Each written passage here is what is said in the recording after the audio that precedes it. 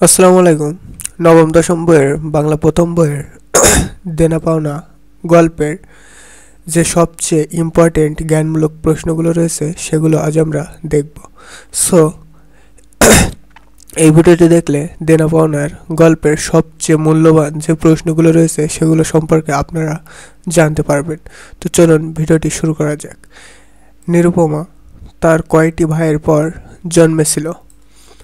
এর উত্তর, নিরুপমা তার 5টি ভাইয়ের পর জন্মেছিল। রায়বাহাদুর কি হাতে না পেলে বর সবাস্ত করা যাবে না বলে জানালেন? রায়বাহাদুর টাকা হাতে না পেলে বর সবাস্ত করা যাবে না বলে জানালেন। রায়বাহাদুর নিজের সন্তানের মাঝে কিসের বিষময় ফল প্রত্যয় করলেন? রায়বাহাদুর নিজের সন্তানের মাঝে বর্তমান সেবার বিষম ফল প্রত্যাপ করলেন। রামসুন্দর পণের টাকা জোগাড়ের জন্য কি বিক্রি করার চেষ্টা করতে লাগলেন? রামসুন্দর পণের টাকা জোগাড়ের জন্য বসতবাড়ি বিক্রি করার চেষ্টা করতে লাগলেন। কার বাড়িতে মস্ত চুরি হয়ে গেছে বলে রামসুন্দর বেয়াইকে খবর দিলেন? হরেকৃষ্ণর বাড়িতে মস্ত চুরি হয়ে গিয়েছে বলে রামসুন্দর বেয়াইকে খবর দিলেন। নবীন মাধব ও রাধা মাধবের সাথে তুলনা করার সময় রামসুন্দর কার নিন্দা করলেন?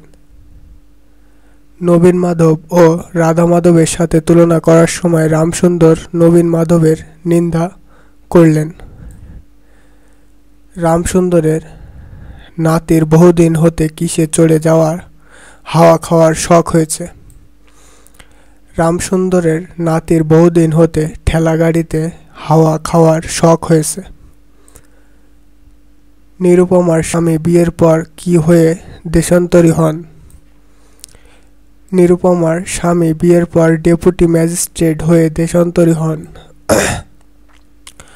সঙ্গ সংসর্গদোষে হীনতা-শিবা হওয়ার ওজরে কাদের সাথে নিরুপমার সাক্ষাৎকার নিষিদ্ধ করা হয়েছে?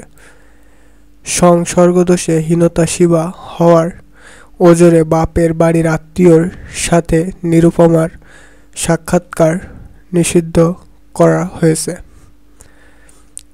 রায়বাহাদুর বাবু ছেলের দ্বিতীয় বিয়েতে কত টাকা আদায় করেন?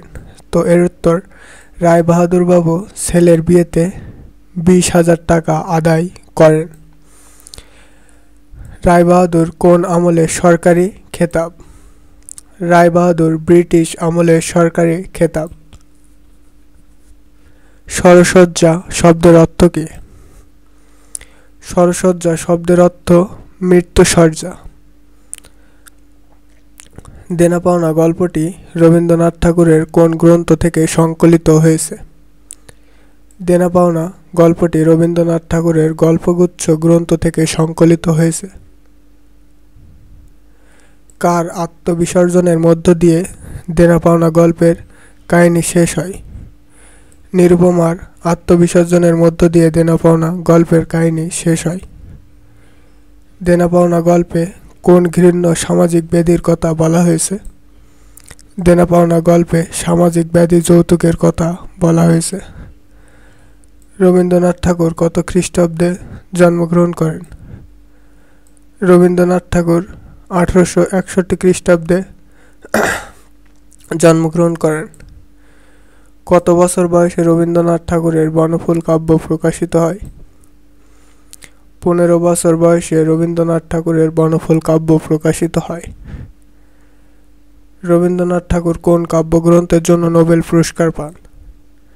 রবীন্দ্রনাথ ঠাকুর গীতাঞ্জলি কাব্যগ্রন্থের জন্য নোবেল পুরস্কার পান। রবীন্দ্রনাথ ঠাকুর কত সালে নোবেল পুরস্কার পান? রবীন্দ্রনাথ ঠাকুর 1913 সালে নোবেল পুরস্কার পান। রবীন্দ্রনাথ ঠাকুর কত সালে মৃত্যুবরণ করেন? রবীন্দ্রনাথ ঠাকুর 1941 সালে মৃত্যুবরণ করেন। সো এই ছিল দেনা পাওনা গল্পের সবচেয়ে মোস্ট ইম্পর্টেন্ট প্রশ্নগুলো। তো এই ভিডিওটি বানাতে আমাকে অনেক কষ্ট করতে হয়েছে। তো যদি ভিডিওটি আপনাদের উপকারে এসে থাকে তাহলে অবশ্যই স্মার্ট বায়ান চ্যানেলটি সাবস্ক্রাইব করার অনুরোধ রইল এবং লাইক এবং সুন্দর একটি কমেন্ট করার অনুরোধ রইল। আসসালামু আলাইকুম, থ্যাঙ্কস এভরিওয়ান।